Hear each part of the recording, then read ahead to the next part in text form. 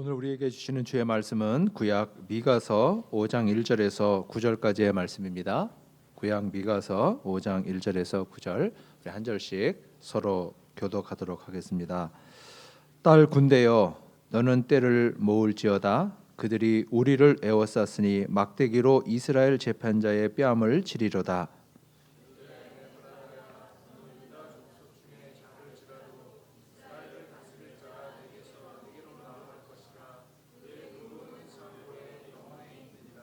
그러므로 여인이 해산하기까지 그들을 붙여 두시겠고 그 후에는 그의 형제 가운데에 남은 자가 이스라엘 자손에게로 돌아오리니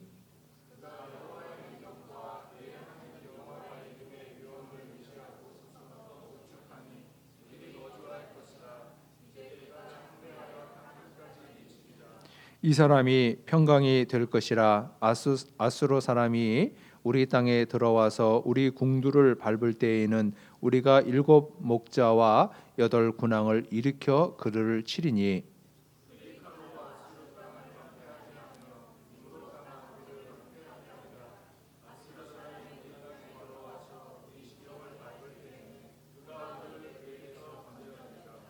야곱의 남은 자는 많은 백성 가운데 있으리니 그들은 여호와께로부터 내리는 이슬 같고 풀 위에 내리는 단비 같아서 사람을 기다리지 아니하며 인생을 기다리지 아니할 것이며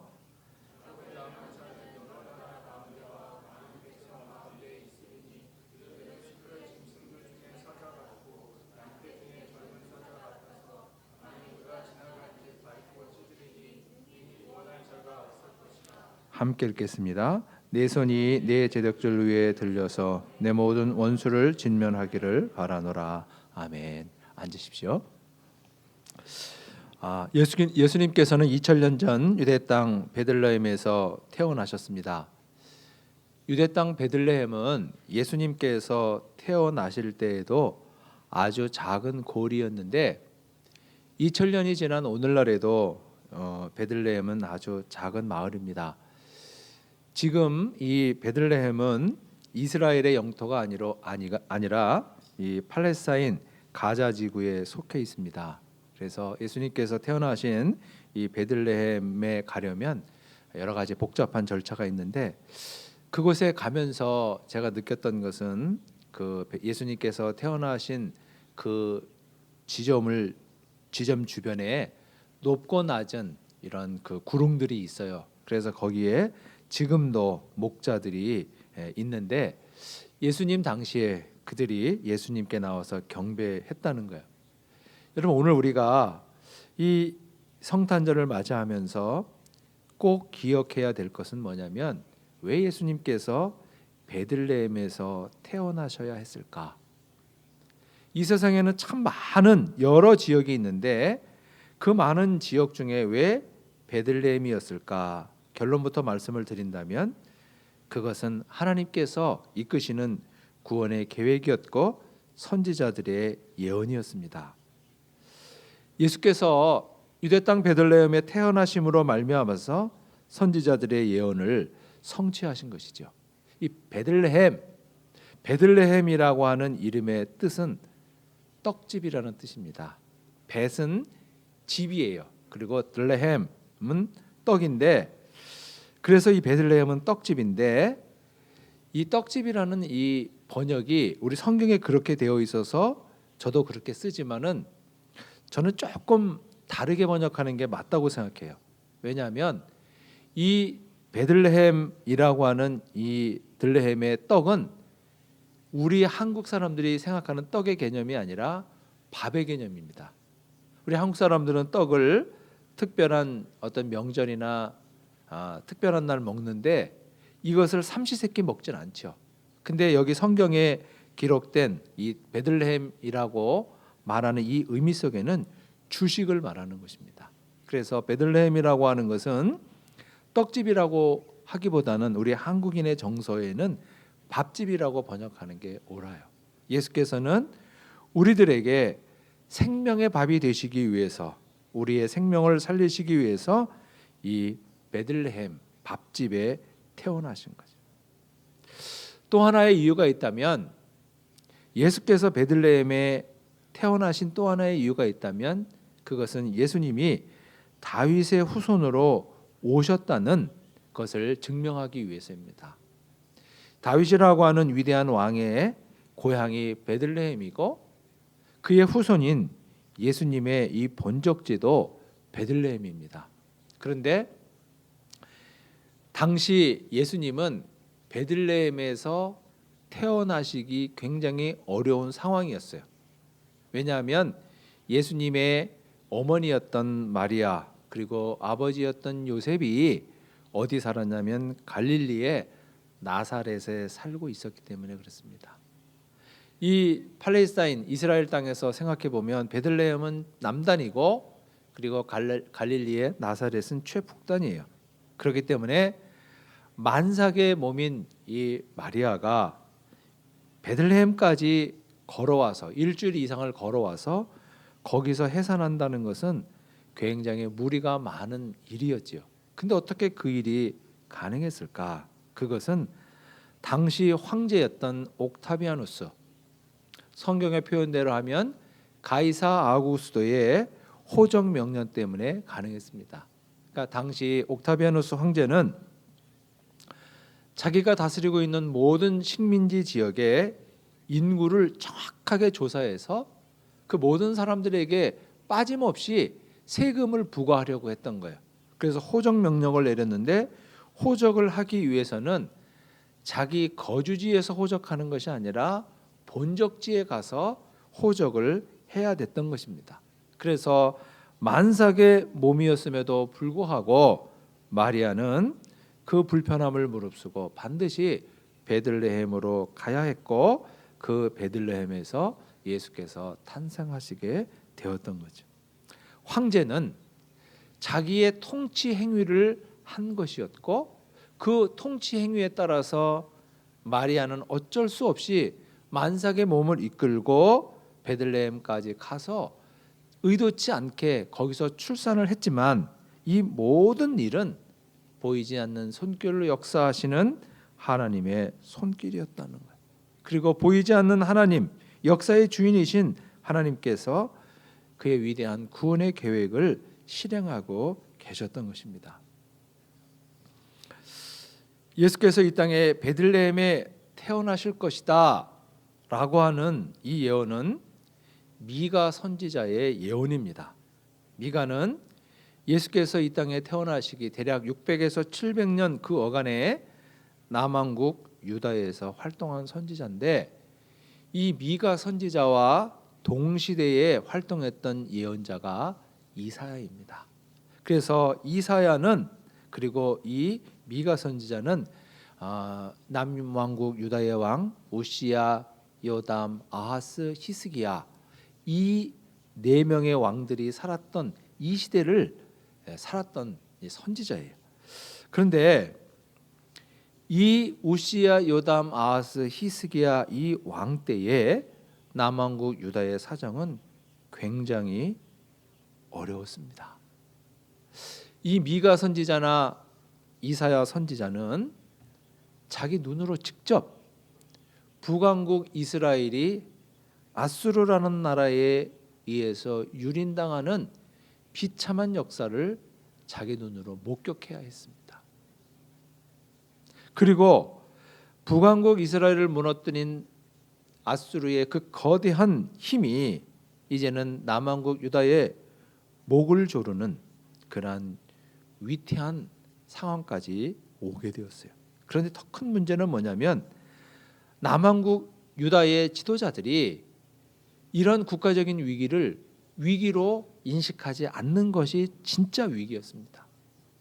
남왕국 유다의 사람들은 이것을 위기로 의식하지 않고 수단과 방법을 가리지 않고 자신들의 탐욕을 채워요. 수단과 방법을 가리지 않고 가난한 사람들을 수탈하며 빼앗아서 자기의 배를 채우고 하나님을 두려워하지 않고 대놓고 우상 숭배를 하는데 그 정도가 어느 정도였냐면은 예루살렘 성전에 가서 하나님을 예배하는 것이 아니라 우상을 숭배합니다. 모든 관심이 다가오는 위기에서 어떻게 우리가 살아남을 수 있을까? 그걸 걱정하는 것이 아니라 어떻게 하면 내 배를 채울까? 내 속에 있는 이 탐욕을 채울 수 있을까? 그런 거였던 거예요. 이러한 위기 속에서 백성들은 절망합니다. 믿을 수 있는 사람이 없는 거예요. 그리고 두려워합니다. 우리는 어떻게 해야 할까? 우리는 누구를 믿어야 할까? 누구를 따라가야 할까? 이때 이러한 상황에 미가나 이사야 선지자는 이스라엘 백성들에게 예언합니다. 메시아가 올 것이다. 미가 선지자는 그 메시아가 유대 땅 베들레헴에 오실 것이라 예언했고, 이사야 선지자는 그는 오시는데 고난받는 종의 모습으로 오실 것이라고 예언합니다. 본문 1절의 말씀을 보면, 딸 군대여 너는 때를 모을지어다. 그들이 우리를 애워쌌으니 막대기로 이스라엘 재판자의 뺨을 치리로다. 딸 군대, 이스라엘 군대여 너희들이 모아봐라. 그러나 소용이 없을 것이라는 거예요. 적들에게 둘러싸이고 그리고 재판자의 막대기로 이스라엘을 치게 될 것이다. 적들이 남왕국 유다를 무너뜨릴 것이고 북왕국 이스라엘처럼 유린당하고 비참하게 무너지게 될 것이라는 것입니다. 그러나 절망하지 말아라. 왜냐하면 메시아가 온다는 거예요. 메시아가 온다는 그 희망을 가지고 앞으로 닥칠 어려움을 극복하고 이겨가라는 것입니다. 그래서 본문 2절에 보면 미가 선지자는 이스라엘을 다스릴 왕이 유대 땅 베들레헴에 나실 것이다. 그런데 그 왕은, 유대 땅 베들레헴에 오실 그 왕은 이 세상의 왕과는 근본적으로 다르다는 거예요. 유대 땅 베들레헴에 나실 그 왕은 근본은 상고의 영원에 있다. 상고해라는 말은 역사 이전이라는 거예요. 상고. 여러분, 시간이라고 하는 것은 비록 눈에 보이지는 않지만 이 시간이라고 하는 것도 무엇이냐면 하나님의 피조물입니다. 하나님께서 창조하신 거예요. 그렇기 때문에 시간은 시작이 있고 반드시 끝이 있는 거예요. 근데 상고해라고 하는 것은 뭐냐면 하나님께서 만드신 이 시간이 흐르기 전, 그러니까 태초에 붙어 계신 영원한 존재라는 거예요. 베들레헴에 나신 아기는 시간이 시작되어서 흐르기 이전부터 존재하시고 영원까지 존재하실 영원한 존재라. 그분이 다시 오심으로 이 땅의 역사가 끝나게 될 그러한 영원한 존재라는 것입니다. 그러한 시간과 공간을 초월하는 절대자이신 메시아가 유대 땅 베들레헴에 오실 것이다. 그러니 너희들은 절망하지 말고 현실이 어렵더라도 다가오실 메시아를 기대하며 그를 의지하고 그를 따라 살아가라는 것입니다. 베들레헴에 나실 영원하신 왕, 우리를 살리는 생명의 밥으로 오실 그분의 인도하심과 그분의 다스리심을 따라 살아가라고 위로하는 것입니다. 본문 3절에 보면 여인이 해산하기까지 그들을 붙들어 두시겠고 그 후에는 그의 형제들 가운데 남은 자가 이스라엘로 돌아오리라, 이렇게 말합니다. 여러분, 여자가 임신을 하면 힘들지요. 어렵지요. 언제까지? 해산할 때까지. 임신 상태에서 나 너무 힘들어, 임신 이거 취소할 거야, 이럴 수 없다는 거예요.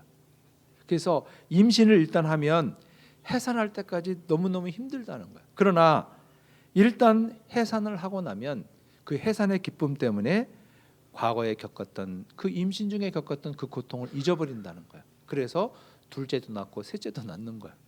만약에 그 고통을 잊어버리지 못하면 하나만 낳고 안 낳죠. 마찬가지로 이스라엘이 이렇게 다가오는 고통이 있을 것인데 그것은 마치 임신한 여인처럼 그러한 고통의 날이겠지만은 그러나 그 고통은 영원히 지속되는 것이 아니라 끝나고 그리고 돌아오게 될 것이라는 것. 그래서 돌아온 그 남은 자들에게 그 구루터기들에게 하나님은 은혜의 단비를 부어 주실 것이라는 것. 그렇게 메시아를 기다리고 현실에서 이겨가는 그 사람들은 마치 뭐와 같으냐면 사자와 같을 것이다. 사자는 짐승의 왕입니다. 사자는 어느 상황이든지 낙심하지 않고 포기하지 않고 흔들리지 않고 자기의 길을 걸어가는 그러한 존재를 말하는 거죠. 정말로 이 이사야의 예언대로 미가의 예언대로 남한국 유다는 바벨론에 의해서 멸망당하지만 영원히 멸망하는 것이 아니라 70년이 지난 다음에 그들은 다시 이스라엘 땅으로 돌아오고 성전을 재건하고 성벽을 수축하면서 하나님의 구원의 역사를 다시 이어가게 되는 것입니다. 여러분 경건서적을 조금 읽으시는 분들이라면 C.S. 루이스라는 사람을 잘 아실 것입니다. 캠브리지 대학에서 철학과 르네상스 문학을 가르쳤던 교수였는데 이 C.S. 루이스는 성공의 평신도입니다. 그렇지만은 많은 이 저서를 통해서 어떤 성직자보다 어떤 신학자보다도 전 세계 그리스도인들에게 많은 영향을 끼친 사람인데 그는 당시에 사람들에게 기독교를 가장 쉽게 가르쳐주는 순전한 기독교라는 책 미어 크리스찬니티라는 책으로 굉장히 유명한 사람이에요. 근데 그 C.S. 루이스가 예수님은 이 역사의 모래시계다라는 유명한 말을 했습니다.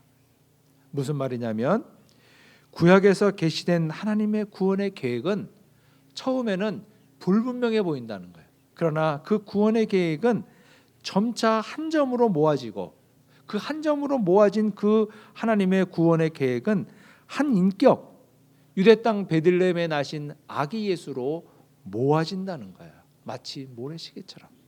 그리고 이 아기 예수로부터 구원의 소식은 다시 점차로 온 세상을 향해 퍼져가게 된다는 거죠. 아담과 하와가 태초 에덴 동산에서 범죄하고 그들이 영적으로 죽었을 때 하나님은 메시아를 보내시겠다는 약속을 해요.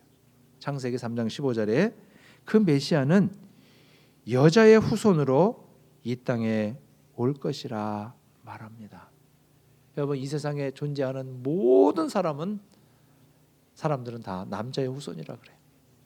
그런데 남자의 후손이라고 하는 것은 남자와 여자의 관계를 통해서 태어난 존재라는 거예요. 그러나 여자의 후손으로 태어나실 것이라고 하는 것은 남자와 여자의 관계로 통해 태어나는 것이 아니라는 거예요. 그 여자의 후손으로 태어나실 그분이 누구냐면 유대 땅 베들레헴에 오신 아기 예수라는 것입니다. 그리고 조금 더 지나서 이 아기로 오실 그 예수는 어떤 사람이냐면 고난받는 종의 모습으로 오실 것이다. 그리고 오늘 본문에서 보는 것처럼 그는 유대 땅 베들레헴에 태어나실 것이다.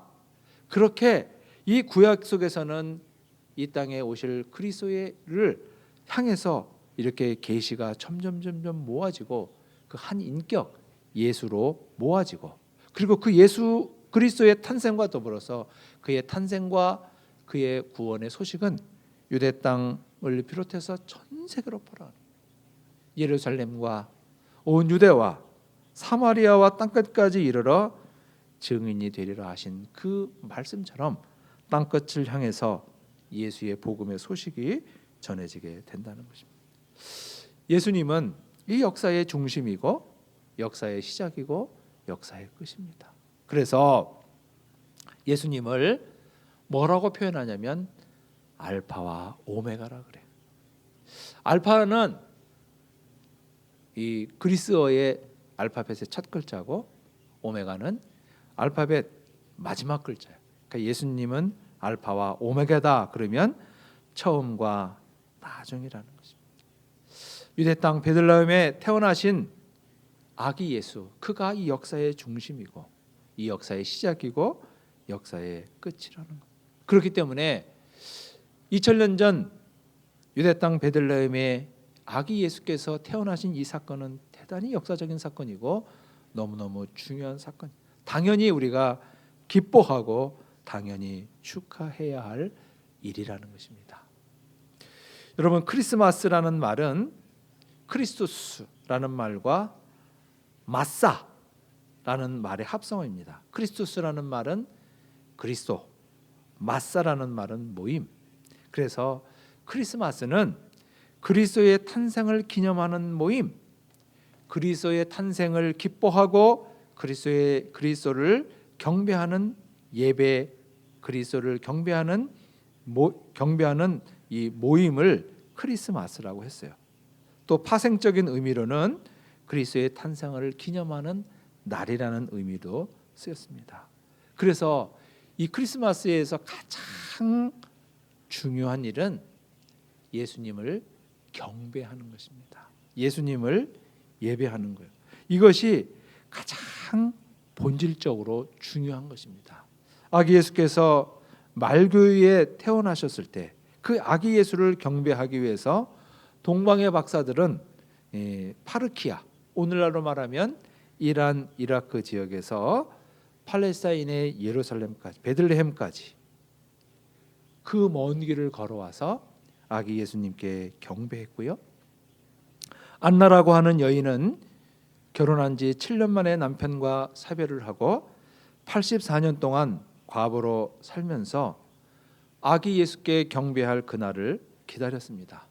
유대 전승인 유디서에 의하면 이 안나라는 여인은 105세까지 살았대요. 그러니까 이것을 계산해 보면 그 전승이 맞다면 아마도 이 안나는 그가 살았던 마지막 해인 105세 때 아기 예수를 만나고 그 아기 예수 앞에 경배했던 인물인 거예요. 또 시몬이라고 하는 경건한 이도 아기로 오신 예수님을 경배했습니다. 들에서 양을 치던 목자들도 아기 예수님께 경배했습니다. 이 크리스마스 성탄절은 이렇게 아기 예수님께 경배하는 날이에요. 오늘 우리는 예배 중에 이 예배를 통해서 우리는 아기 예수께 경배하는 것입니다. 그렇다면 여러분, 우리 경배의 핵심은 무엇일까? 어떻게 하는 것이 아기 예수님을 경배하는 것일까? 우리가 조용히 예배드리면서 예수님 이 땅에 오신 것을 환영합니다. 감사합니다. 이런 것도 경배일 수 있지만 보다 근본적이고 보다 본질적으로 아기로 오신 예수를 경배하는 것은, 그 경배의 핵심은 아기 예수님을 나의 왕으로, 나의 목자로 고백하고 그 아기 예수님을 내 인생의 목자로, 왕으로 고백하며 그의 통치에 순종하고 목자이신 그의 인도하심을 따라 살아가는 각오와 결단이 있는 것이 참다운 경배인 것입니다. 요한계시록 3장 20절에 보면 이런 말씀이 있습니다. 볼지어다 내가 문 밖에 서서 두드리노니 누구든지 내 음성을 듣고 문을 열면 내가 그에게로 들어가 그로 더불어 먹고 그는 나로 더불어 먹으리라. 예수님은 인격적인 분이세요. 내가 마음의 문을 열지 않으면 계속해서 예수님은 내 문 밖에서 내 마음의 문을 두드리시는 분이에요. 내가 내 마음의 문을 열지 않는다고 예수님이 강제로 점령꾼처럼 문을 부수고 내 속에 들어오시는 그런 분은 아닙니다.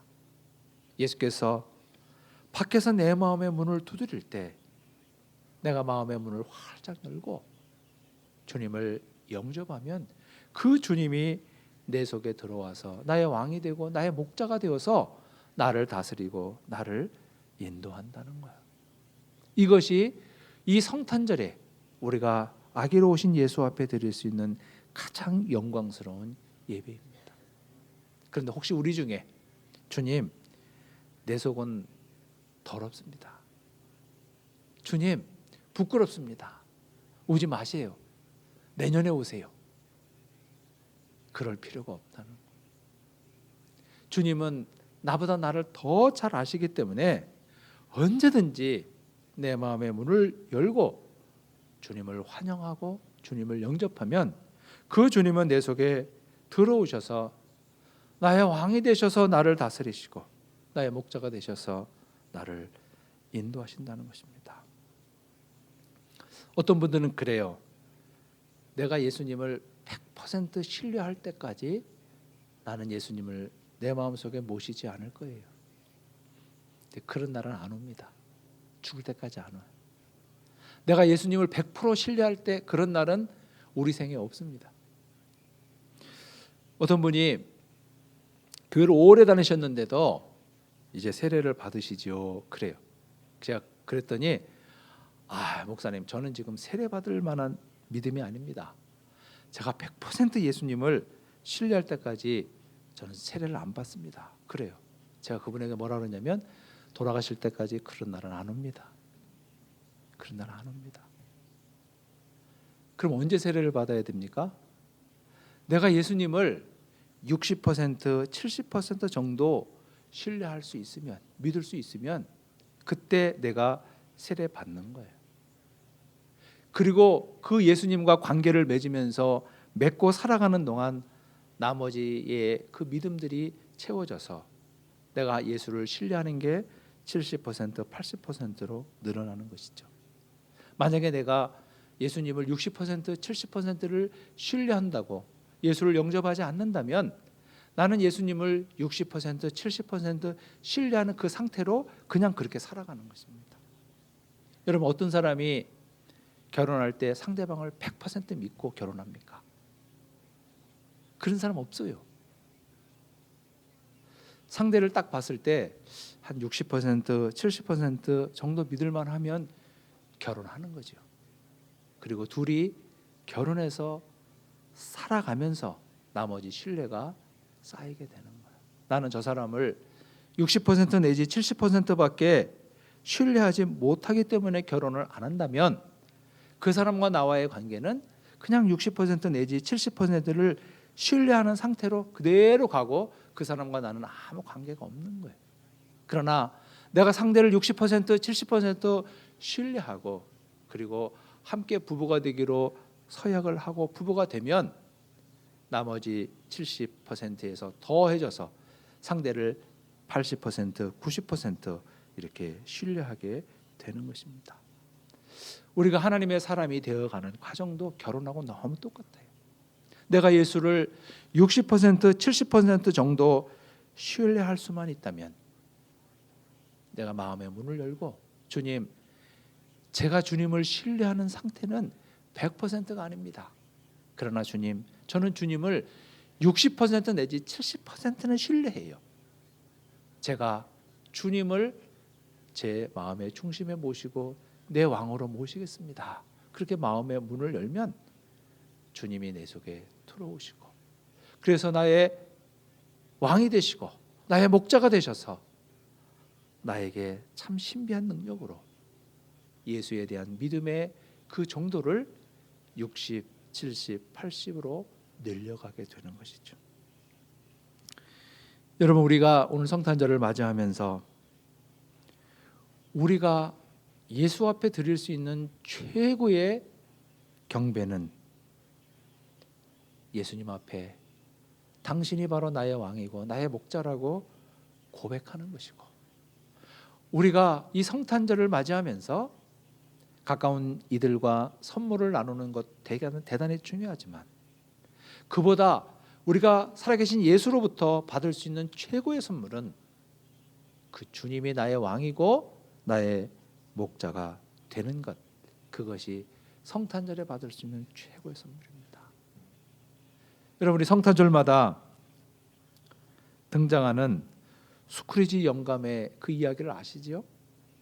바로 그 사람처럼 변화되는 삶을 살아가는 오헨리의 소설 크리스마스 선물이라는 그 소설의 가운데 보면 부부의 아름다운 사랑의 이야기가 나옵니다. 아내는 이 가난한 부부였는데 아내는 남편이 시계가 있는데 시계줄이 없어요. 그래서 이 아내는 자기의 머리를 잘라서 남편의 시계와 어울리는 시계줄을 선물합니다.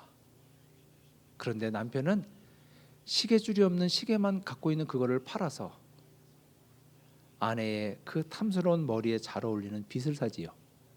그래서 이 부부는 서로 상대를 위해서 선물을 샀지만 그 선물은 나중에는 무용지물이 되는 거였지만 상대를 생각하는 그 마음만은 참 따뜻했던 거죠. 바로 이러한 삶, 이렇게 멋지고 아름다운 삶, 부부가 그렇게 되고 가정이 그렇게 되고 교회가 그렇게 되는 이 은총, 이 은총이 우리 이 성탄절에 우리 가운데 있어야 합니다. 우리 성탄절을 맞이하면서 우리가 아기로 오신 예수 앞에 드릴 수 있는 최고의 경배는 당신이 바로 나의 왕이고 당신이 바로 나의 목자라고. 그래서 우리는 이 혼탁한 세상 속에서 어떻게 살아야 할지 모르고 이 세상이 어떻게 될지 모르지만 왕이신 주님의 다스림과 목자이신 주님의 인도하심을 받아 살아가는 그런 결단이 있을 때 우리의 앞날은 밝은 것입니다. 그것이 우리가 이 땅에 아기로 강생하신 가장 낮고 가난한 자의 모습으로 오신 아기 예수 앞에 드릴 수 있는 최고의 경배이고, 그리고 그 주님이 나의 왕이 되고 나의 목자가 되는 그것이 이 성탄절에 받을 수 있는 최고의 선물이 되는 것입니다. 이러한 놀라운 성탄의 은총이 우리 예수마을교회 공동체와 함께 하시기를 축복합니다. 기도하겠습니다. 참으로 좋으신 하나님 우리 아버지, 주님의 은혜를 감사합니다. 하나님의 구원의 계획에 따라, 선지자의 예언에 따라 유대 땅 베들레헴에 아기로 오신 예수님을 환영합니다. 주님, 이제 그 주님이 우리의 심령 가운데도 임하시고 우리가 마음의 문을 활짝 열고 그 주님을 나의 왕으로 나의 목자로 모시는 참다운 경배가 이 시간 우리 가운데 있게 하시옵소서. 그리고 그 주님이 나의 왕이고 나의 목자가 되는 이 놀라운 성탄의 은총이 우리 가운데 풍성할 수 있도록 인도하여 주옵소서. 한치 앞을 내다볼 수 없는 이 험난한 이 고통스러운 세상 속에서 우리가 목자이신 주님으로 인하여서, 왕이신 주님으로 인하여서 기뻐할 수 있고, 그 왕이신 주님, 목자이신 주님으로 인하여서 사자처럼 당당함이 우리 속에 있을 수 있도록 하나님 이 성탄의 복을 우리 가운데 허락하여 주옵소서. 모든 은총을 감사하옵고 예수님의 이름으로 기도하옵나이다.